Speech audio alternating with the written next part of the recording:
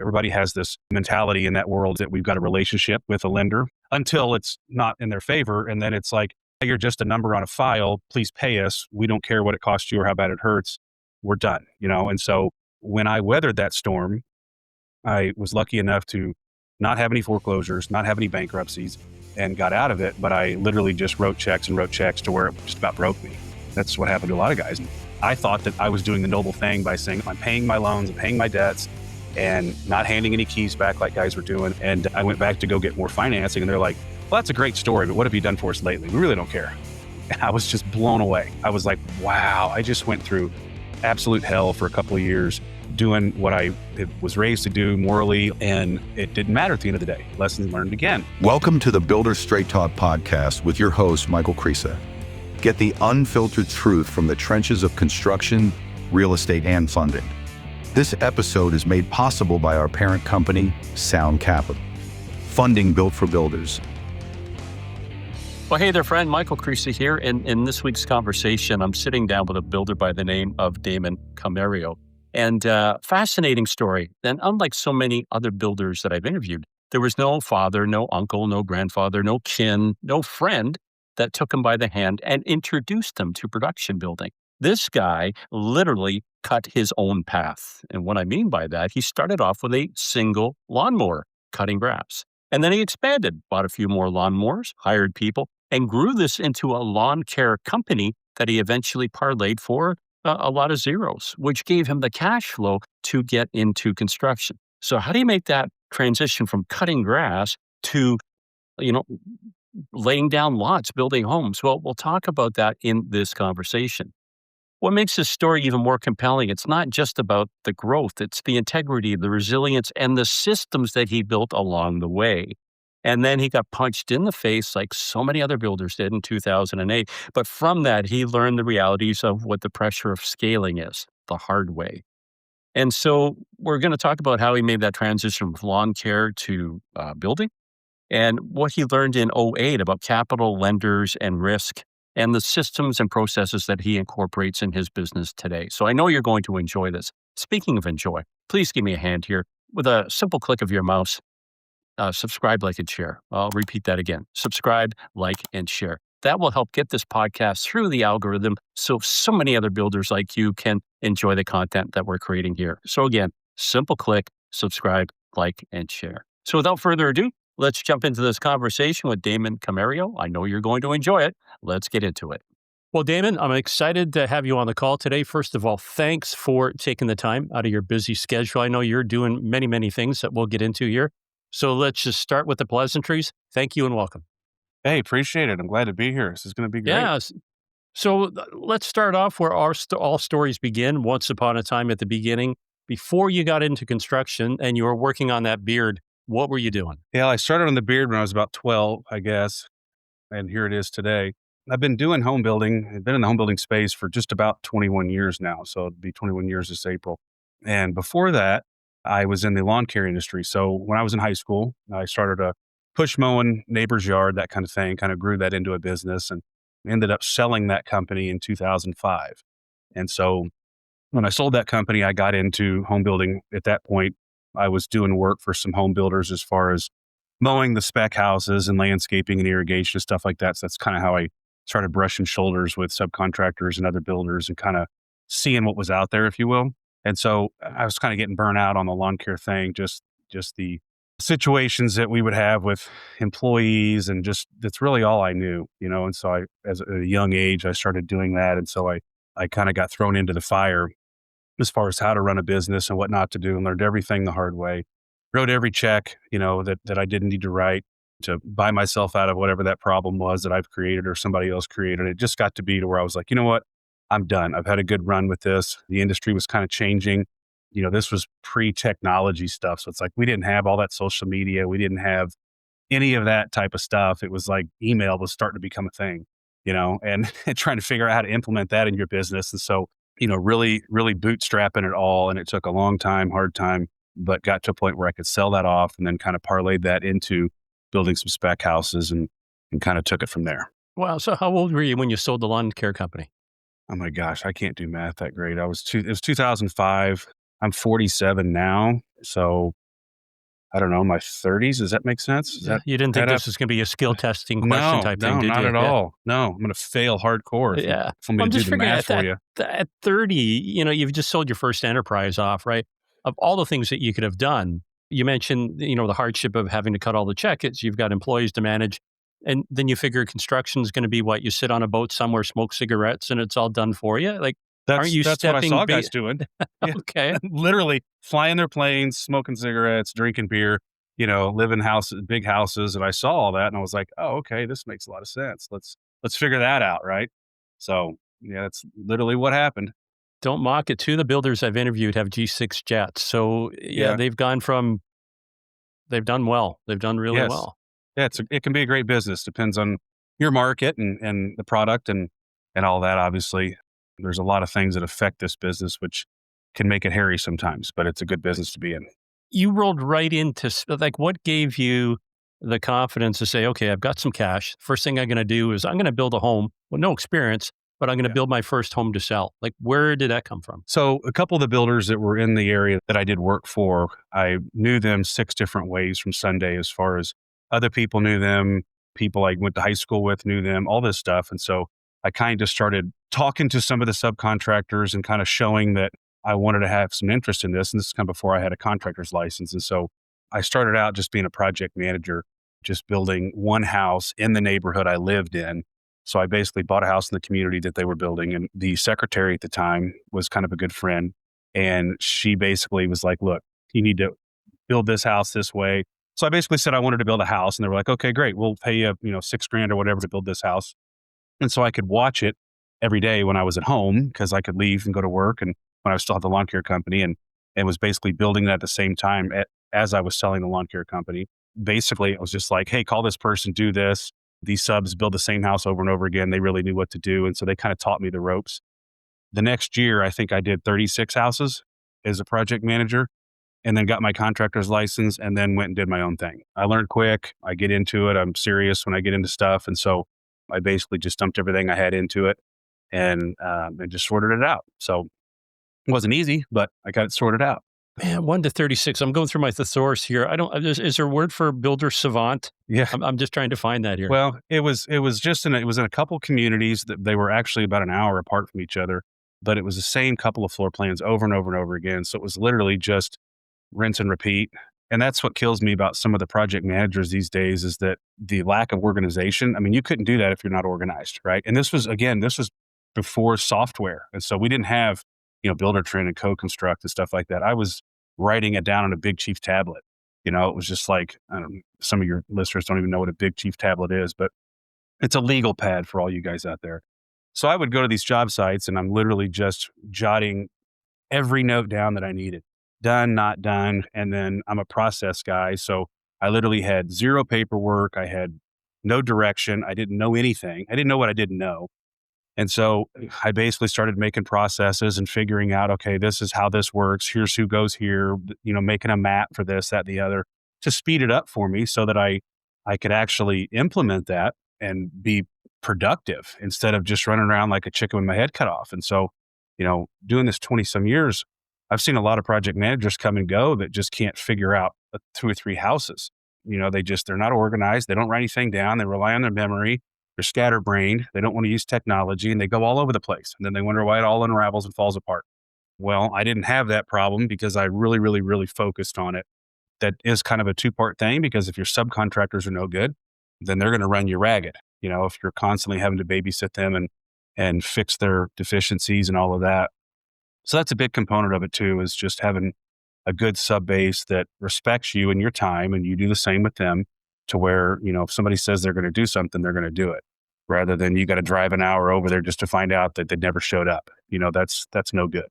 You can't do that, 30 times on different projects and expect to be successful.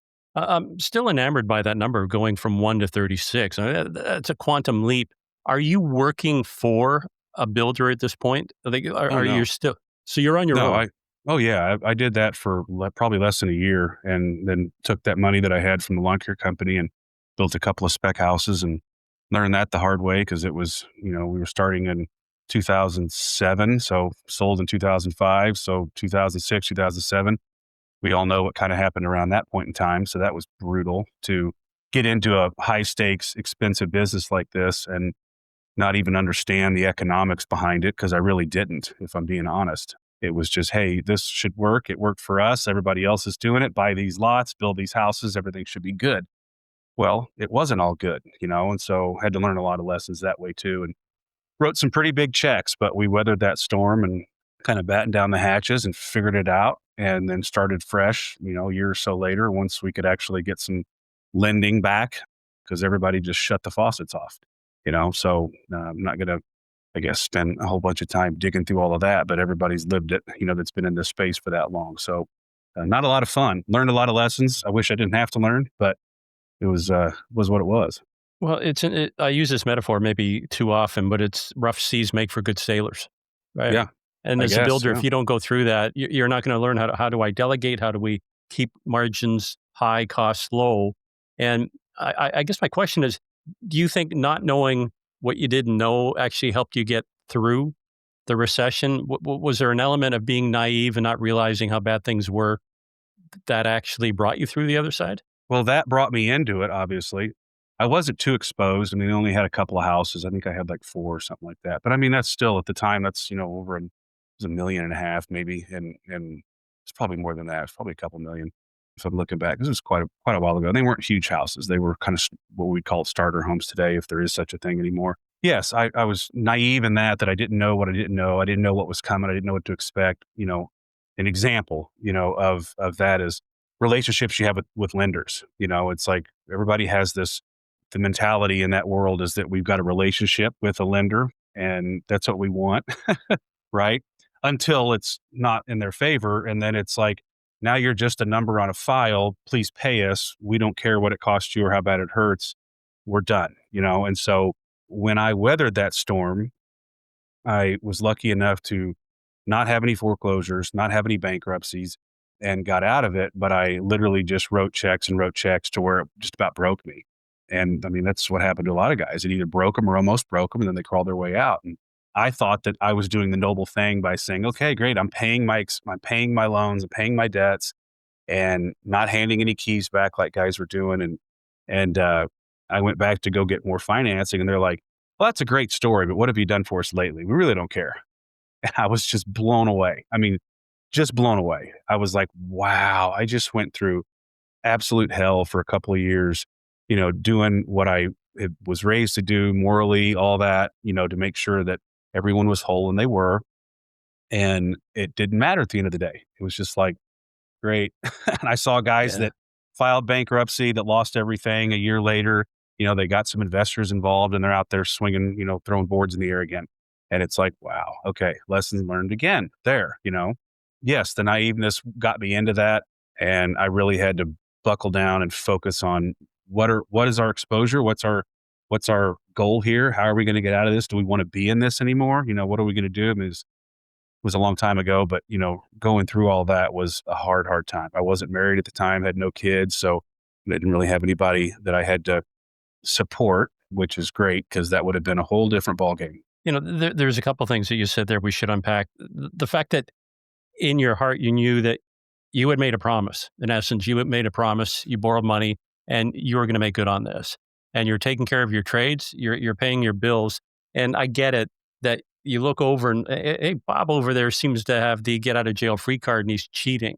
But this really comes back to speak to your integrity as a person. And I really have to believe in the greater scheme of things, it all comes back one way or the other. It all comes back. So, kudos to you because I think you did the right thing in Appreciate terms of that. your I thought so too relationship. at the time. Well, I, Yeah, I do. I still do. so I was going to ask you, the follow up to that would be, would you do it any differently? Like, would you say, hey, fuck this, I'm just going to move on? And Probably not, because, there's only one Damon Comerio out there. Comerio name's a small name.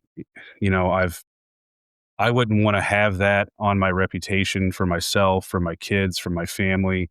Some people that's that, to each his own. So I'm not judging anybody if they've gone through that by any means. I mean, the thoughts crossed my mind, right? But for me, it's probably something I would probably fall on that spear every time trying to figure that out, because I look at everything like, how did it happen? And so it's not just playing the victim card. So I mean, everybody's going to go through the, woe's me, I'm the victim, who did this to me, this sucks, whatever. But so once you get out of that and you crawl out of your, your beer can and or whatever else you do, and you really put the freaking thing to it and figure out that, great, I'm here. What do I do to get out of it? How do I not let this happen again? And you start building from that. That's where my mind starts to really work as far as putting processes and road maps and guardrails, if you will, on everything. And so that's kind of how I run my business now, is looking at every problem as an opportunity and trying to figure out, does it get old dealing with problems? Freaking yeah, it sucks. Like, I'd rather be doing something else with my time. But, those things are going to be opportunities if you're going to grow, for sure, that you're just going to have that, when you bring on personnel, when you add more specs, when you get more, if you get into different types of products, as far as build jobs, things like that, there's just things that are going to happen and you're going to have to figure it out, and if you don't want to have everybody knocking on your door every 5 seconds, asking questions and being the problem solver, you're going to have to put it on paper, so Yeah. I spend a lot of time on that, really focusing on how do we not let things like that happen again. And that's kind of parlayed into some of the stuff that I mentioned before with you before we started doing this was a program that I basically put together. So I started packaging all my IP and everything of 20 years of my documents and processes. And we have that for sale for other builders that, if they'd like to fast track it and take, my 20 years of blood, sweat, and tears and, buy a package for $37 or whatever it is, that could help speed things up, that I wish I'd had then, Yeah. just anything down from how do you handle your designing with your customers, documenting all of that, your project management processes, your standard specs. Let's come back to that because we can unpack that more and get into more detail about it. I just want to go a couple things again. You say something and it triggers my brain because I think in pictures. The lessons that you've learned, it's like, the University of Hard Knocks, so to speak, because you didn't Right. really have a formal education in building per se. And you None. kind of fast tracked it because, again, you went from that 1 to 36 and the God said, hey, wait a minute, Damon, you got to pay the piper. So maybe that Right. was, the homages that you had to pay. When I used to competitively fight, my coach would say, hey, Creasa, you're doing a great job blocking those punches, but maybe instead of using your face, we should use other techniques. Right. And I Yeah. think it's the same thing until you get hit so many times, then the bell goes off. Oh, okay, maybe there is a better way to do it. So I'm familiar with that physically. So yeah, yes, that's awesome. yeah, I'm trying to get back into this. This number is just driving me nuts. 36, what you've been able to do. Are you focused now strictly on development? Are you doing custom as well? And I guess the other question too is what motivates you to pick the next project you're going to do? Yeah. So our focus the past couple of years has basically been mostly spec houses in the around the 6 to 800,000 range here in the Kansas City market. And so we're trying to shift into more of a build job to where they're pre-sold. And so they don't call them build jobs all over the country, I don't think, but in our market, a build job is something where you have a customer that comes in and tells us they want this floor plan and we're doing a custom for them. And so we don't build in the, $1.5 million up market. We kind of got out of remodeling. We did that for quite a while too, but we just felt that it was kind of difficult to be in everybody's home and just have a complete thumb on you all the time. That was just a totally different business model.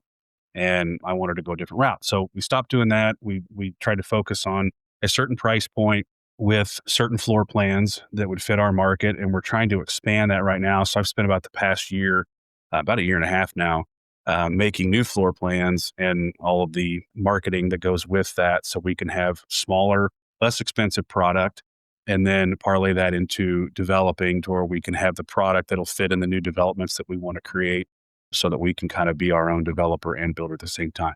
In the past, we've just been our own, we've been a builder who basically buys lots from developers here in Kansas City. And so that's pretty much how the model works.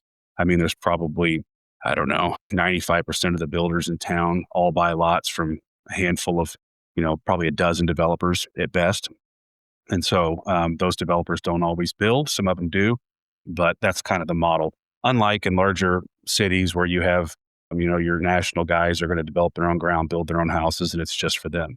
That isn't a model that we really have around here in Kansas City. And so, there may be 15 builders in a community that you're competing with. So we're wanting to, if you have the three legs of that stool, you've got the developing side, the home building side, and the sales side. We're trying to get at least two legs of the stool right now to where we can do the developing ourselves. And then obviously we have the expertise with the home building to parlay that into our exit strategy. So we're looking for land right now and putting all that together and rallying our investors to basically find the right thing to cut our teeth on. So on a bigger way. Let's go deeper on that, your Hmm. relationship with money. Earlier, when you talked about your experiences with the bank, it's like being in love with a hooker. Like, yeah, she'll accept your flowers and drinks and everything, but she's not your girlfriend at the end of the day. And I think you found that the hard way. Uh, Oh yeah. moving moving forward now, when you're putting a project together, are you still using banks, or are you using your own money, hard lending, or hard money, I should say, investors, or does each product kind of dictate a different direction that you're going to go? Yeah. So it's a great question.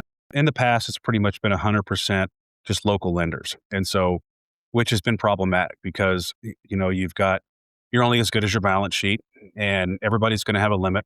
I don't care if you think you don't, in this space, you're going to hit your limit one day. Being a private company, we don't have the investor pool like, publicly traded company would. And so we're playing with our money. And so it's a different aspect of that. And so and we're talking to the local lenders around here that, we've been working with for 20 years, no hate towards them by any means, but they've got guidelines, right? And so it's not that you have a relationship with, Tom, Tom's got a board of directors he has to answer to. He's got a president, they've got regulators. And so I don't care how much, he's in love with you. He just may not be able to have the strings to pull. And so that makes you have to figure something out. You're at a crossroads. You're either going to say, great, Tom can't lend me any more money, let's just stop because Tom says so, or let's go fricking do something else and find another lender, or go see about bringing a partner in, or see about some private equity or some joint ventures or whatever. And so I am disappointed in myself for being slower to that game. I think that I played small too long in the Kansas City market here. And so we have created a company called Comerio Capital that is basically, it's a brand new company. And so we're rolling out websites and all that stuff right now. But the point of that is to bring in our investor pool and the people that we've worked with and new investors and partners to where we can really start to scale things to fuel that developing and fuel larger projects and some multifamily projects, and also allowing us to get into other markets. And so we are already not established, I would say. We're new in the Northwest Arkansas market. And so we've got our first couple projects underway down there, which we're excited about. So it's kind of awesome to be a smaller builder and decide that we're going to go two different ways, because most builders in Kansas City never leave their backyard. Yeah, just And don't get it's just, too ahead of your skis is the yeah, expression that people use, especially in a yep. market that you're not really familiar with. Hmm. I gave you an opportunity to make a pitch, which we'll expand on later, but here's my opportunity because I'm paid to do this by Sound Capital. So that's private money. And Hmm. the reason I'm bringing this to the table right now, when you mentioned banks and you have a relationship with Bob, and Bob's a really great guy until his boss says, whoa, what are you doing with Damon guy? Haven't you heard the Hmm. Fed is restricting? And this is what's happening right now across the US. The Fed Right. is stepping in because banks are overextended in Hmm. the build field. And so the worst case scenario is you've been assigned X number of dollars. You're halfway through a build, and the bank gives you that call and says, well, by the way, here's your new calendar for 2026. But in terms of the draw, we can't do that. Right. And now your white ass is hanging in the wind that there's nothing to do. Sound Capital being private money, once they've allocated those funds, they're in escrow. So if they said, we're giving you X, X will always be there. And as you do your advances and they come out to see what you've done, again, that money's always there. The draw will always be Hmm. there. And their criteria, if you will, 680 credit score, you've had 10 builds on title. That's basically it. And Huh. so after you've gone through the process once, then it's fast tracked every time you reapply. As a matter of fact, you can apply and just like a credit card, you can just hold it, put it away, and you don't have to use it until you need it. It's So I'm going to great. throw that out there as something to consider. The reason I align with these guys is I know their CMO.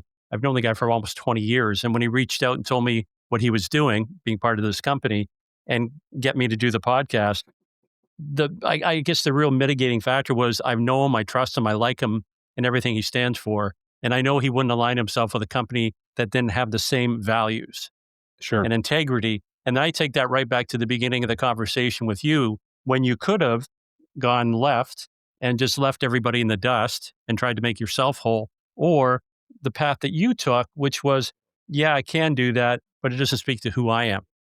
100%. Right. So, yeah, we can talk about more about that afterwards.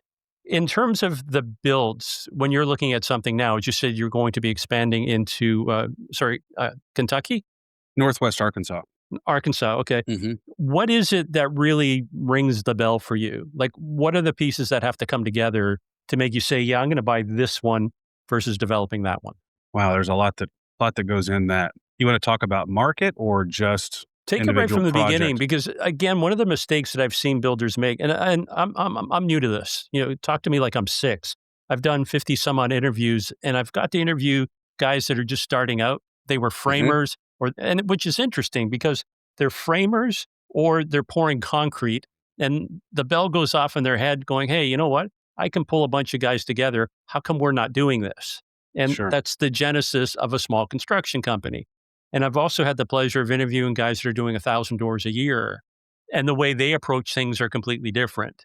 But there is a nuance, if you will, a North Star that they all follow. Hmm. So my question to you is, what's that North Star that dictates to Damon, here's something that I want to pursue versus, yeah, that one kind of looks good, but this one's got more. Yeah, I think it was growth and jobs is the one thing that I'm really tracking. The market, when we moved into that market, when you compare that to the market we're in right now, I mean, it's exponentially on a fast track compared to Kansas City. Kansas City's growing and it's great. However, there is more opportunities out there. So if we're going to take the risk and try to put roofs in the air, should we do that in a market that's harder to sell homes or one that's easier to sell homes? Well, the no-brainer is do the easier one, right? So okay, let's prove to ourselves what makes it easier. So going through all the math and the due diligence of trying to figure out, who has market share, who has what product, what price point is out there, what sells, how do they construct stuff. And I've spent 2 years into this market before I bought my first piece of ground. And so this hasn't been, it's about 3 hours away. So I mean, I've probably been there 15 times and spent This is the Arkansas days. market you're referring to. Yeah. Okay. Yeah. And so it wasn't just a, hey, let's go down there and see what's what. And so I mean, I've really dug and dug and dug and had meeting upon meeting and driven property after property and done a lot of homework and really didn't do anything until I kind of felt like I was connected with the right people as far as subcontractors and realtors, brokers, all the people we would need to know down there to do that. So, larger national companies are going to go down there and they just buy a builder up. I mean, there's 2 or 3 builders down there now that just bought, the largest builder and they're like, great, here's our new market. Well, I don't have that opportunity, right? And so I have to do it the hard way, like everything else. And so, it did take a 2-year period, and here we are at the end of that, and we're hoping that 2026 is just going to be a great year for us down there, just with what we have in the pipeline. So that's kind of how I looked into that. And so you want to get into like individual project, that is a lot of research as well. If we were doing the product here in Kansas City, we're a lot more experienced in this space, obviously, than the new location. And so we're more comfortable with the floor plans we have here. One of the things is we have basements here, and then in the other market they don't. They do slabs, and so that's something that's completely different for somebody who's used to building a certain way to try to figure that out, because that changes your sub base, it changes your pricing, it changes your exit strategy, it changes a lot of things, your engineering and all of that. So I've had to just toil through all of that and try to really just put the pieces together, if you will. And so there isn't just one thing that was a gut feeling. It was a several gut feelings and a lot of data, if you will, is what kind of helps us figure out what we want to build and where and why. And so I want to look at it from a why standpoint of if it was somebody, if it was somebody else looking at it, what would they say? What are they seeing that I don't see? Because it's easy to convince yourself of whatever you want. You just keep looking for it until you find it, and you can get off track pretty quick, if you're just chasing your gut or you're just saying, you know what, I want this, I want this, I want this. I'm just going to keep figuring it out until I get what I want. Anybody can make that happen. That doesn't mean it's the right choice, So You teed that one up for me. It's like I slipped you some notes. Getting back to Sound Capital for a second, again, because you made the segue so beautiful. When they come on, they give you the opportunity to treat them almost like a partner. And they've done over 60,000, like Rob Hmm. himself has done 60,000 applications. And they come on as your CFO if you want them to be. Hmm. And what really makes that unique is, and you just made the point here, you can become really enamored by a project. But their job is to say, hey, Damon, did you notice these dragons that are in the weeds over here? Hmm. Ah, they're nothing. They're nothing. No, the end game, no, this is going to pay off in dividends. Okay. Trust Well, me. Yeah. there's those dragons.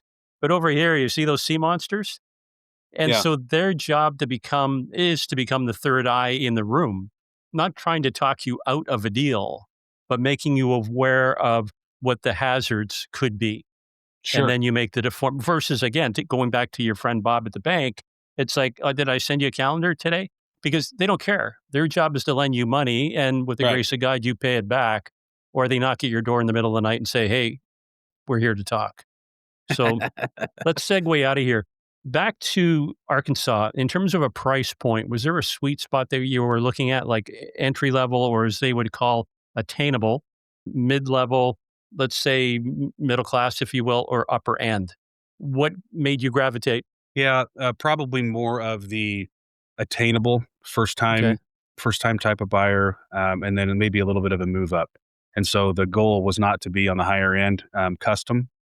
There's definitely a market for that, and surprisingly enough, it's like you had to have a game plan of what you're trying to do, and you design floor plans and figure all these things out. And it's like, but our first project has been or is going to be a about an 8 acre tract that has a house on it that we're going to basically take and remodel it, sell it off, and then turn the rest of the acreage into buildable lots. It's in a really nice community.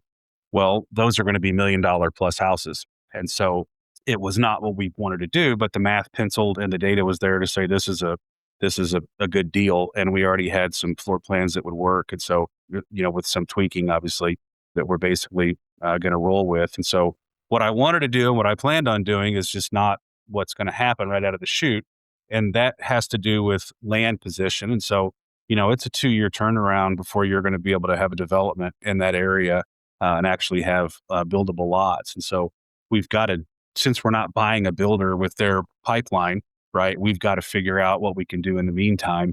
And so we're just going to have to be picky choosy with, starting a couple things and finding some lots here, finding a little, couple of acres we can split, finding some stuff and just basically baby stepping into that to where we get really comfortable with our pricing, our sub base and the processes to where in the background we have larger projects that are building to where when those come and are ready to be started, we're basically prepared at that point. And so we're not trying to, drink from a fire hose right out of the chute. And so it's going to be a blessing in disguise. It's not what I want because I want to build and build and build and get cranking on some stuff. But, this is kind of the path that I'm heading down and it'll sort its way out.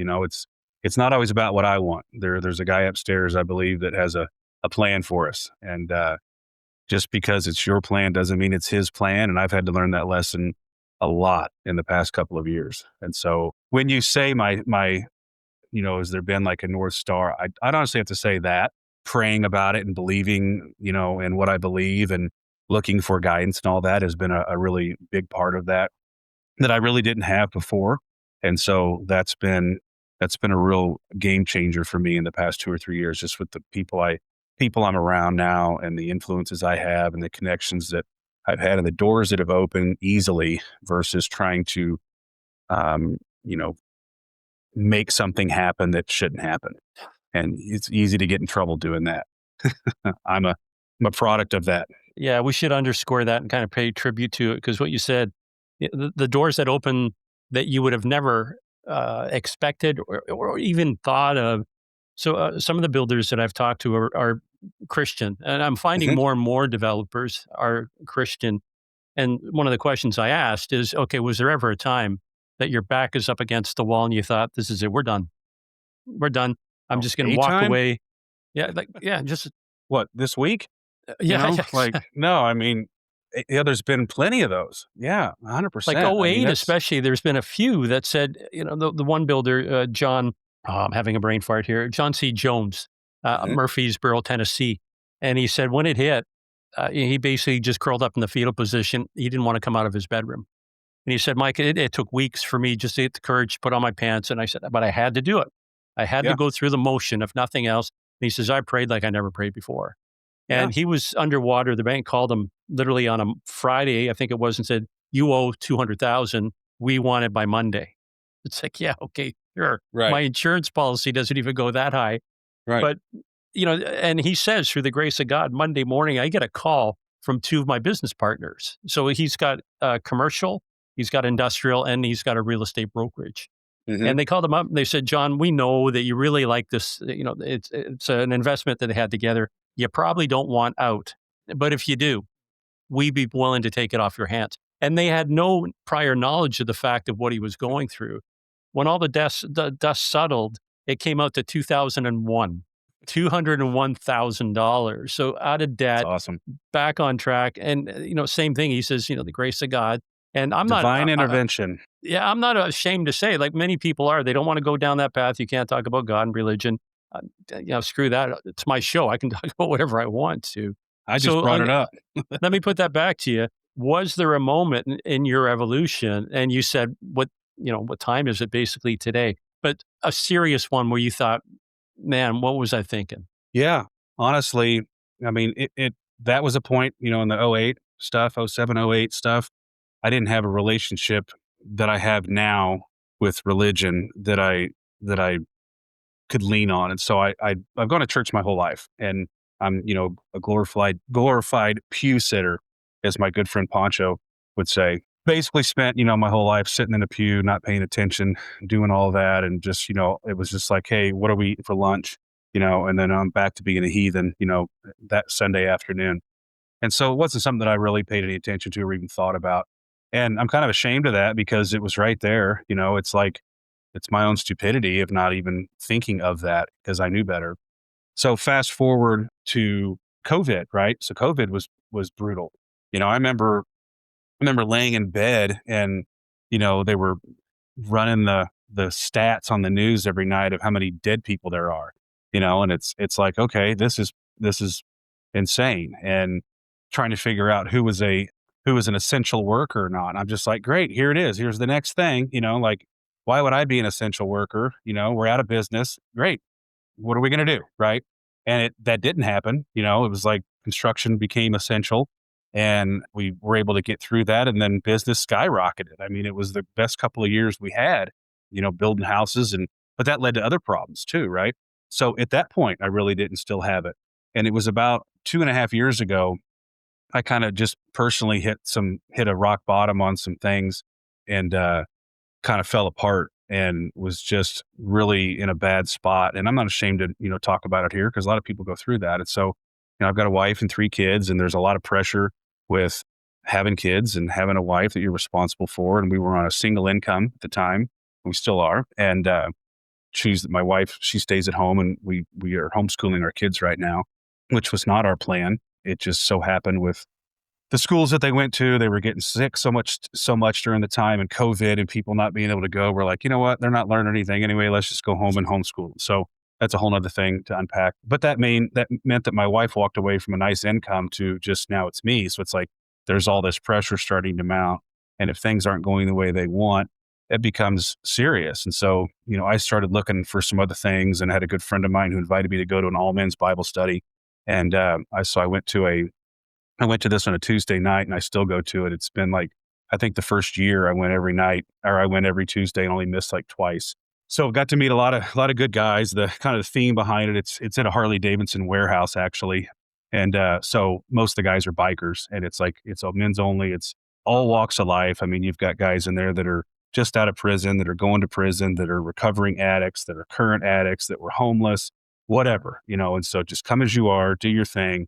And we just support each other and help each other. And so I kind of found that at a really good point because I needed something. And so that kind of brought me back and was like, dude, like there's a book you can read that, helps with some of this. And there's, things you can do. And so that was really helpful. And I am not 100% there, and I'm not perfect, but that has been my go-to in the past couple of years on, when things get tough, what do we need to do? It's like you can sit and get pissed off, you can drink, you can do drugs, you can chase the women, you can do whatever, makes you feel happy for that second, or you could just prey on it, you know? And so I'm trying to do the latter now, and that's been helpful. So, and that's a daily thing. That's not we're not living in fantasy land where, we've got all the projects and all the money and all the employees and all the everything in the world, right? We're building a business, and that's just constant challenges. And so we get as many challenges as we want to keep getting out of bed for, Yeah. And so we could just say, screw it, and walk off. And I'm like, now what? I don't know how to do anything else, right? It's like, what?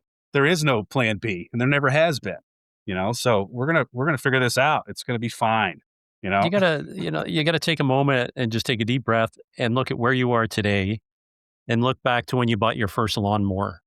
Yeah, You've come a long way, Sonny Jim, like from yeah. cutting grass, building a small empire, if you will, parlaying that into a substantial sale, which gave you the resources now to get into construction. And again, with the grace of God, not knowing anything, Oh, just right? clueless. Yeah, Somebody was I dumb mean, enough to hire you, make you a project manager. It's like they looked at your resume and it's like, oh yeah, there's a lot of white space that we can fill in here. I don't You even must be have a the right resume. guy. Yeah. Yeah, I didn't even have I mean, it was just nothing. It was just like, oh, he's got a heartbeat, and he seems serious. So whatever. Lucky me, right? What if they had said no? What if they? What if it was just like, yeah, never mind, keep moving. I don't know where I'd be. You know? Another door would have opened. Yeah. Who Right. knows? So there's no shortage. What I've discovered, there's no shortage of opportunities. And you being an entrepreneur, you know this. It's which one do I pick? Hmm. And it's like taking it back to martial arts. You can learn 100 different ways to block a punch.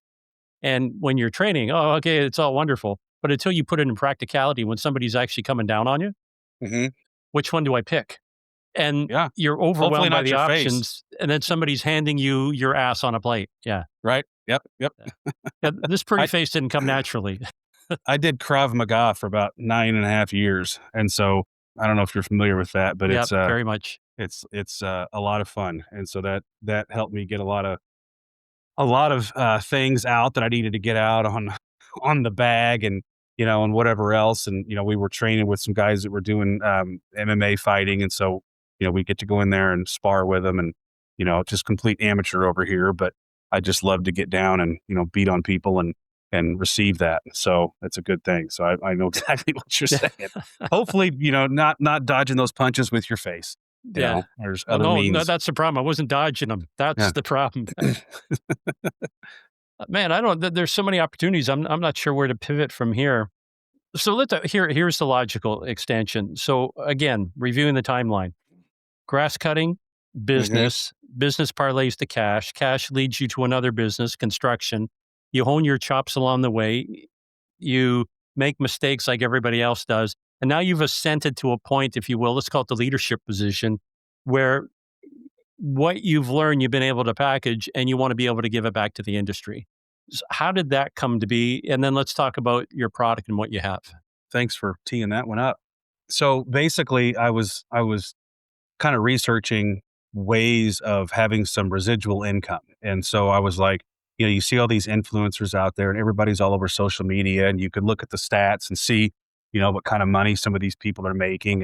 And it wasn't like a get rich thing. It was just like, okay, what do I have that there could be some consistency, because there's a lot of inconsistencies in this business. And that's one of the biggest killers. It's just cash flow, and it's stuff selling. And are you going to be a victim of the interest rates or the economy or the time of year or when the football game's playing and you don't have anybody coming into your, model home? There's just so much. And so it was really like, okay, how do we level out some of this cash flow, from just going like this all the time?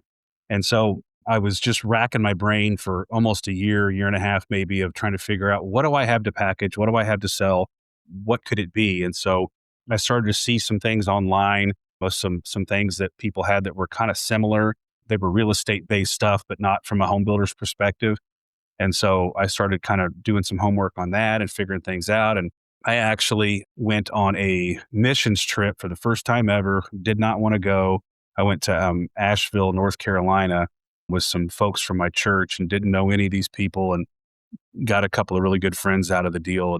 But we drove through Nashville, and I had a couple friends in Nashville, and we stopped in there to get a bite to eat on our trip. And I got introduced to another guy who basically he packages IP stuff and does funnels and sells it that way.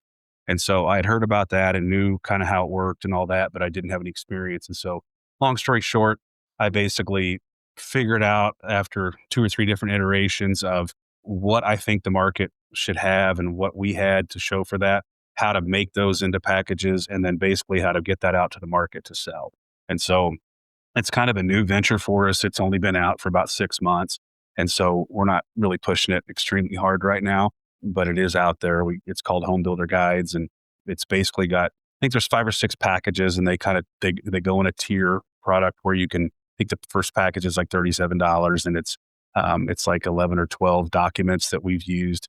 And then it kind of ratchets up from there and goes up to a couple $100 to where you can kind of buy the whole package. I think is around $900 or something, but it's like 100 documents. And so it's like everything I've personally created for everything in our company, hiring processes, basically everything for personnel, everything for how to rub subcontractors, project management, designing, marketing, sales, everything that I've had to create or put together. I just basically said, okay, great. Here's the documents I use. Let's put them in a thing. Maybe somebody else can use it. Because man, I wish I had that years ago. It would have saved me tons of time and just fixing some of the stuff I didn't even know I knew. And it's not so much helping with processes is also for some of the smaller builders. It's helping with how you represent yourself with the real estate agents and your buyers. And so, you don't want to learn your problems because the buyer's always having to bring it up and be like, we thought it said this, the contract wise, or we thought the design was that. And then it's a fight and you're going to lose every time. I mean, I've got, like any builder, you've just got horror stories, this kind of stuff for days that you lose every time. You lose financially, you lose reputation wise. I mean, your staff is drug through the mud just trying to solve a problem, and it's never really enough. And so it's like I said earlier, well, how did we get here? How did this happen? How did we get here? What do we need to do to make sure this never happens again? Well, let's create a document. Well, it's only as good as your team is going to use them, right? And so you kind of have to be a battle axe at the same time and be like, look, we have a process for this. We have systems for this. And so even though we're a small business, I want to look at everything as if we're a huge corporation with multiple divisions and multiple, entity people inside of that and multiple levels of people, even though we're not right now. I want to look at it that way so that when we hopefully get to that point, it's a lot easier because we're used to it. It makes a lot of sense. That's why you pay a lawyer anywhere from $500 to $1,000 an hour. Oh, yeah. They step in to get you out of the problem that you could have avoided by maybe paying $50 in the first place and having that one form with that one checkbox to walk you through. So this brings me back to the question then, the stuff that you've created, is it static or as you evolve, it evolves with you? It's static. And so, but it's simple enough. It's in PDF and we can also get it in Word doc or Excel, depending on what it was. And so that's something that we're working on is making it to where it can kind of grow with you if you wanted to change things. I mean, you could now anyway, you could get in it and alter it if you wanted. And so some of it is, it's not all going to work for every company just because how we build here, the documents are created for like how we build in Kansas City. So if you were building in Florida, a couple of those things are not going to translate to you as far as the pre-construction type of stuff. But it's a good overview to get your juices flowing and be like, okay, Get you thinking. I get what the idea was. Let's just tweak it to where our market is because there's no way I can make that for every market and every scenario. That's where you come in as an expert, as the builder, to know your market and know what you have. But just to have that seed planted to be like, wow, I didn't think that I should have that clause in my contract or that I should have, should I have buyers sign off on design disclosures? Well, what is a design disclosure? Why do we need it? I mean, how has it helped me? How can it help you? And so those are all things that when the problem arose, we tried to, it's like the crack in the dam, we put a plug in it, and that's that whole company is just based on that.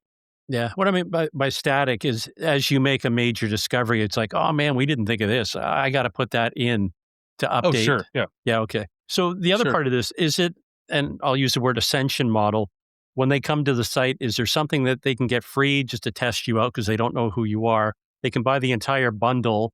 And is there an opportunity to talk directly to Jesus himself? Like, is there a coaching aspect to it? Can we hire Damon to come out and speak to our subs? We're thinking about hiring a project manager. What should we be looking for? Are you doing any of that kind of stuff as well, or something to consider down the road? Yeah. So first off, I'm not Jesus. Just want to make that clear. And so the when you get to the website, basically the first package, I think is like $37. So we don't have any freebies at this point.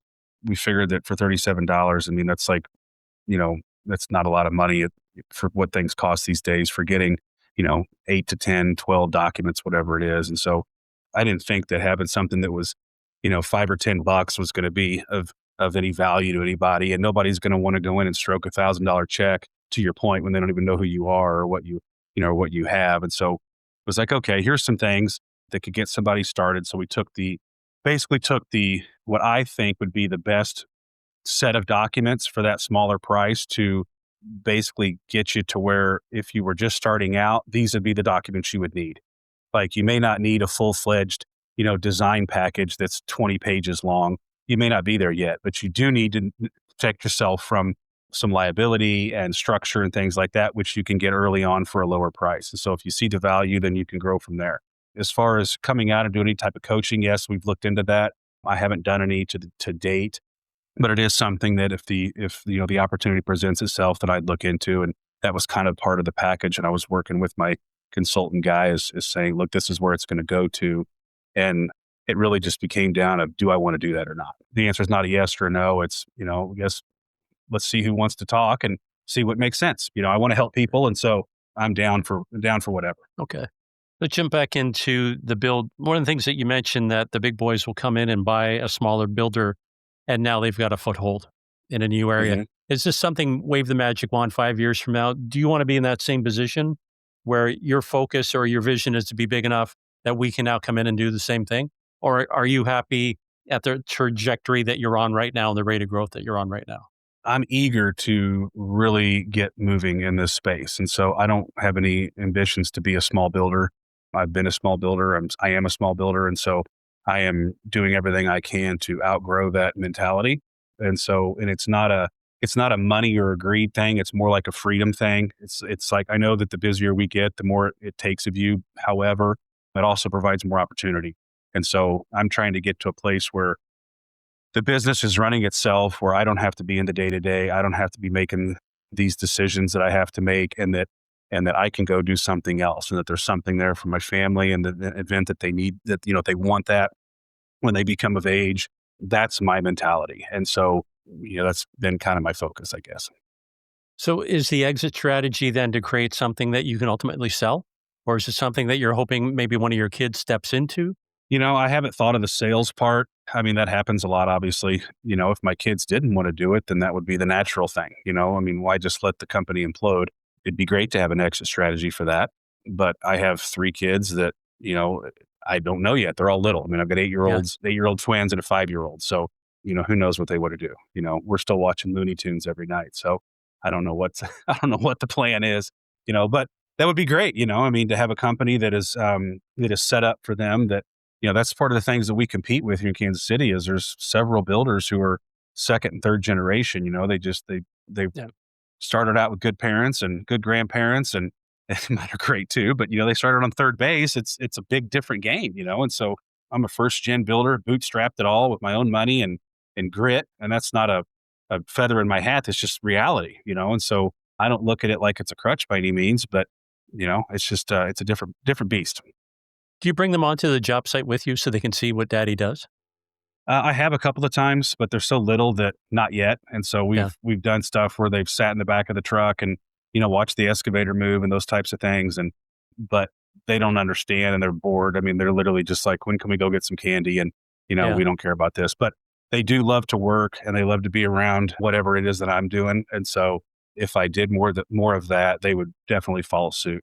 So I think that there's a good opportunity to spend some time with the kids and get them acclimated to, to all that. I didn't grow up that way, but I know a lot of guys did, where, their dad drug them around and they sweeping out houses or picking up trash or just doing erroneous jobs. So they made themselves feels like that. I did that with my grandfather, but it was on his farm. And so I loved every second of that. I mean, I wanted to be a farmer when I was a little kid. And my grandpa always said, if you wanted to become a millionaire as a farmer, to start out with 2 million. Yeah. And you definitely become a millionaire. I recognize the opportunity that's there with my kids to bring them into that, and I hope that I'm able to do that. Yeah, that would be cool. The fact that they've eliminated shop class from most of the grade schools means kids don't have the opportunity to even feel a tool. Yeah. And I was having an interview with Jim Tobin. He's the president, CEO of the National Association of Home Builders. And we Mhm. talked exactly the same thing. He says, once they get a drill or a power tool in their hand, it just opens up, the imagination just goes crazy, number one. But Yeah. it opens up the potential for a world of opportunity that they didn't even know existed.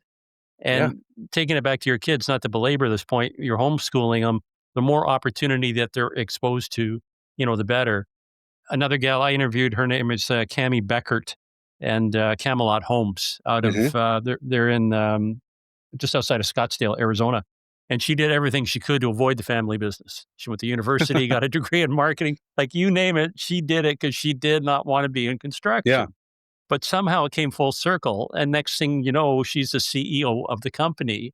And there was a moment, and I probably tell the story too often, but it's a good one.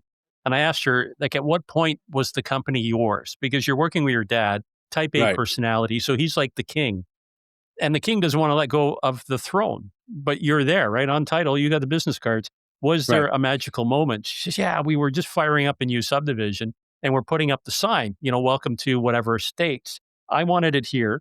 My dad wanted it 5 feet, 5 feet, she says, over to the other side. And she looked at him and says, what the fuck do I have to do? I can't make a decision about a sign. She said, that Right. was the magic moment when I could swear at my dad and I could move the sign. And here's where we, planted it. Time Was for dad to there go hang out on the boat, right? Yeah. yeah. Yeah. So was there a moment for you going back through this whole timeline of building where you knew that you were at the right place, the right time, and this was the right decision? Man, that's tough. No, honestly, it's, Michael, call me tomorrow. It could be a different no, answer. yeah, there's not been like this thing, and so I think, it's been an evolution, and so I think I'm still growing and trying to find my way, and, so, I guess that's the best way I can answer that. I'd like to talk about that shop class stuff, though. So, with my kids, since they are homeschooled right now and they're little, anything I do, they wanna do, and so I spend a lot of time with them in our garage working on stuff. Like, I love to just tinker and break stuff and build stuff and whatever, and so I have an extensive list of tools, and they've got a little toolbox and they get to wrench on things and do whatever. And so, recently I bought a $400 go-kart that's some homemade go-kart from somebody made, and it wasn't running. The axle was broken out or something. And so I grew up with four-wheelers and dirt bikes and those types of things. And they don't have any of that right now. And so, because they're too little. So I brought this thing in the garage a couple weeks ago, and they just helped me do everything. We're fixing the engine, we're fixing the tire. I mean, we're just doing it all, and they have a blast. So they're good for about a half an hour, and then they want to go ride their bike. But it's like every day it's a new thing, and so I do spend a lot of time with them doing that, so that they have that opportunity to work with tools, to learn things. Not that I want them to be a framer or a mechanic or a roofer or a doctor or a lawyer. I don't care what they end up being, and there's no shame in any of that. We need all those people, but I want them to your point, at least be able to touch and feel and see what those are, so that they understand, some basic insights of tools and how they work, and to challenge themselves. I mean, it helps with their motor skills and everything else. So it's like, one of my sons is just like, hey, dad, help me with this. And I'm like, no, figure it out. You've seen me do it. I'm going to teach you how to do it, and then go figure it out, and come back and let's see what you come up with, and kind of go from there. So I have some You're, fun with that. you're doing the right stuff, man. Like you're instilling them the independence, but also the curiosity of what to do. I see a generation of kids right now, they couldn't change a tire, let alone they got a leaky tap. What do I do? Well, you call a plumber for Right. $150 an hour. Yeah. Right. And I look back to my childhood. My dad built an air compressor company. So he sold air Hmm. compressors, and he came off the boat from the Ukraine in early 50s. So it was the typical after the war, England, Canada accepted them. They could speak English. They had some money, some skills, obviously. But he was able to build a business and took us Hmm. into upper middle class. That was through sweat, toil. And that's where I got the entrepreneur bug from him. My Hmm. younger brother and I both have the same thing. But, bless my dad, we would work summers at the shop and we would tear Yeah. apart air compressors, put them back together, covered in oil. And back then, I guess I could sue my dad today, but we used to use Toluol to take the oil off on the side of the labels now, it's got, the hand that's burnt down to the bone. Hmm. You're not supposed to, we used to almost bathe in that stuff, but that was what it was growing up as a kid. So Yeah, again, I take it back to you, Damon. You're doing all the right stuff. I think you're doing all I'm the right trying. stuff. Yeah. Appreciate that. We've covered a lot of ground here, my friend. Anything that you Yeah. think we've missed? No, not at all. I think we've covered quite a bit. This has been great to kind of peel back the layers of the onion a little bit on, what's been going on with me and what I'm trying to do and all that, and learn about your processes and your company. And it's been good. So, No, we're not done yet. Let's peel back the onion one mhm, more. Maybe this will bring a tear got to it. your eye. A question. I'm going to frame this in a way that you would appreciate with your Christian background. And this is something that I wish doesn't happen for many, many, many, emphasis on many, many, many years. But one morning you wake up and you're dead, which is not a good way to start off the day, but you realize, hey, this is not going to get any better. And next thing you know, you're at Heaven's Gate and there's St. Peter. And being the fact that we're in the, AI age, he's got an iPad and he's whipping through his iPad and he's looking at you. He's kind of laughing, kind of frowning. And he points at you and says, come over here, Damon. And you stand beside him. And what you realize, he's got your life story on the iPad. Hmm. And he's flicking through this and there's little vignettes, little snapshots of Yep. things that you did along the line. And he comes to one place and he just stops. And this is after going through for a few minutes. He looks you right in the eye and he says, no, not today, Damon. You don't get in today. There's something you haven't done yet. What's that thing Damon hasn't done yet? Wow. Wow, that's tough. I don't know how to answer that. That's deep. It's not bringing a tear to my eye, but it's making me curious. Hey, man, I didn't So lose his hair naturally. That's for no, sure. no. So yeah, I will die one day, and I hope that I'm up at the pearly gates talking to somebody up there, right? So that's a good start. And if I got that question, man, I don't know. I don't feel that I have been as successful as I can be. And everybody has a level of like what's success? Is that, spiritually, family, money, fame, whatever. And it's none of that. It's this internal drive I have that I just don't feel like I don't feel like I've even started, to be quite honest with you. And so it's not a one thing. I feel like I'm at the beginning. I mean, I'm 47. I've been at it since I was 14 in my own company with the lawn care business. So I've got plenty of years of going through this, but every day feels like I'm just starting over and I'm like, okay, we're not even scratching the surface here. And so that's a big pill to swallow because it gets into, being satisfied and being things like this and you having to check yourself on your ego or greed or whatever that may be, right? And so it gives me a lot of things that I have to think about and be like, okay, well, why? Why? Why do you feel that way? What's the problem? What is it you don't have? What do you think is going to happen when you do have? And so it's just this screws your mind, trying to sort all that out.